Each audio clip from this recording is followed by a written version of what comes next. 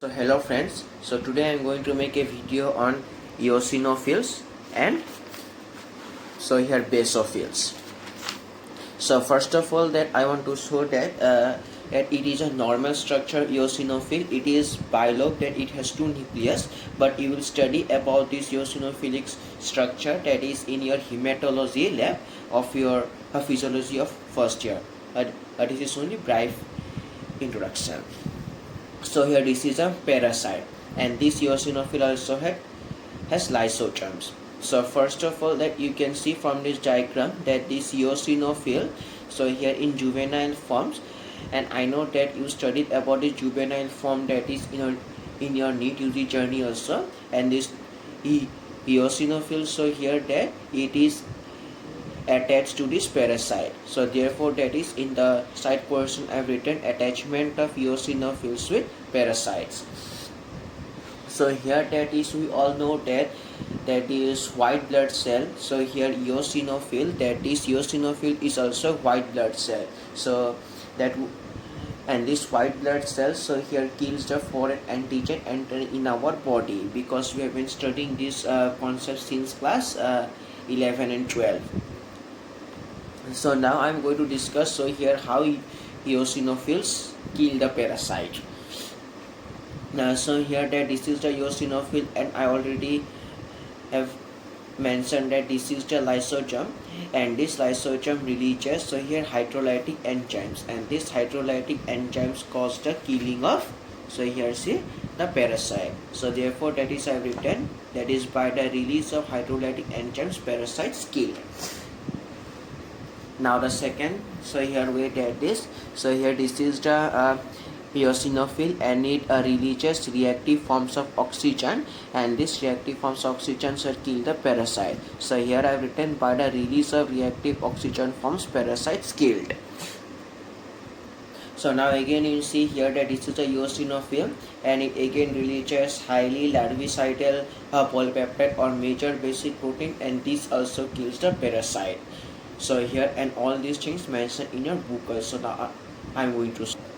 So friends, so you can see here. So first of all, this is a basic introduction of eosinophils. The eosinophils normally constitute about 2% of all the blood leukocytes, but this also portion you will study in a hematology, because that is in physiology that this so here basically constitute of that is percentage of blood leukocytes by the eosinophils. It is very important, because that is later that is eosinophil you will study especially in pathology, and here and you will find that due to any infections like bacterial infections that this so here percentage of eosinophils, so here percentage of blood leukocytes constituted by these eosinophils is increased. So therefore the normal value is being reached now.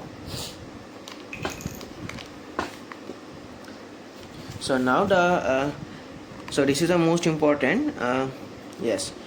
So eosinophils, so here that eosinophils so here attach themselves to juvenile forms. Sorry that is one thing that I mentioned that I did wrong, is that is I said that so here eosinophil is in a juvenile phase. So here that in the diagram that I said that so here eosinophil in juvenile form not so here parasite is in a juvenile form. So I'm sorry for that.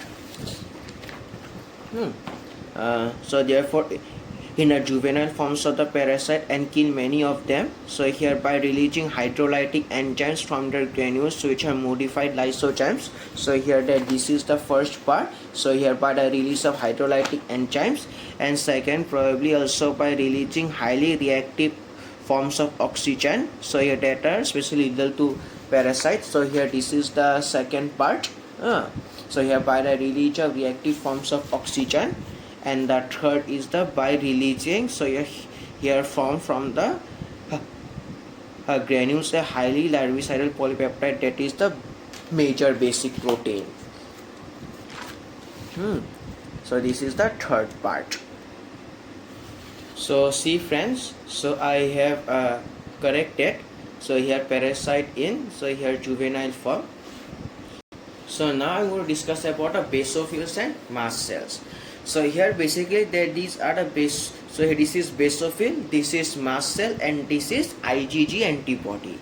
So first of all, you should see that is a reaction between, so here IgG and antigen, and here, and this reaction between this IgG and IgG antibody and antigen is the formation of IgG antigen complex. And this IgG antigen complex, so here basically causes the release of histamine, bradykinin, serotonin, and heparin from this, so here a basophil and mast cell. And all this histamine, bradykinin, serotonin, heparin causes allergic manifestation reactions, and all these things mentioned in your book also. So friends, so first this is a normal basic information, the basophils, and here structure, and here what is the function of heparin. So here these are all the basic informations, but here that is the most important thing you should know is that is the immunoglobulin IgE.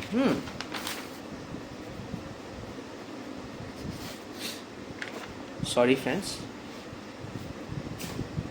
So here you can see here that is a immunoglobulin IgE, that is because the mast cells and basophils play an important role in some type of allergic reactions, that is immunoglobulin IgE.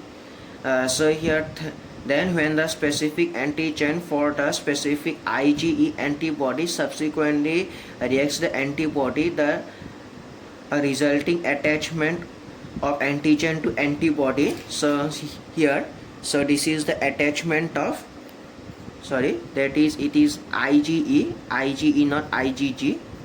The resulting attachment of antigen antibody. So here you can see attachment of antigen antibody causes the mast cell or basophil to rupture and release large quantities of histamine, bradykinin, serotonin, and heparin. So here basically all these things. So now I'm going to discuss about the role of eosinophil in allergic reaction.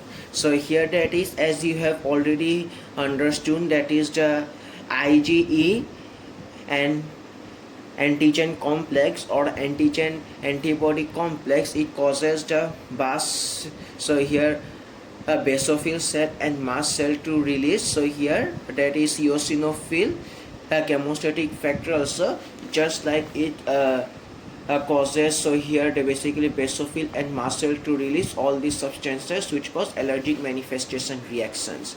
So here basically that is as eosinophil chemotatic factor released from this mast cell and basophilic cell, and this eosinophilic chemotatic factor that is stimulates eosinophil to move towards the that is inflamed allergic tissue and to do the phagocytosis of this inflamed allergic tissue, and this is mentioned in a book. So friends, see here that the mast cell and basophils release an eosinophil a chemotatic factor that causes eosinophils to migrate towards the inflamed allergic tissue, and here, and on the basis of phagocytosis process, eosinophils, so here that is kill the, so here bacteria, the allergen, and here eosinophils also destroy the antigen antibody complexes, thus preventing excess spread of the local inflammatory process. That's all.